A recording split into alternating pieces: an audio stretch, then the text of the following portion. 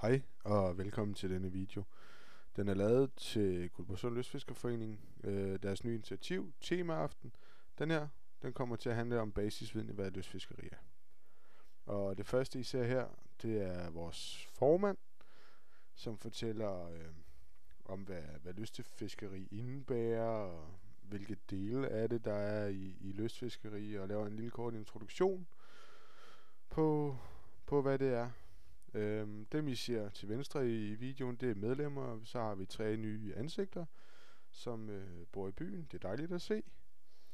Men det foregår simpelthen i klubbens egne lokaler, beliggenhed på Stubkøbing Havn. Så det er rigtig dejligt jo, med god udsigt over det hele. Og ja, der kommer sådan en temaaften en gang om måneden. Og det er optaget den 1. april, så det er ikke nogen aprilsnar. Det næste klip I ser her, det er også, hvor han fortæller om noget medefiskeri og vertikalt og horisontalt og hvad det egentlig indebærer, de forskellige fisketyper at være.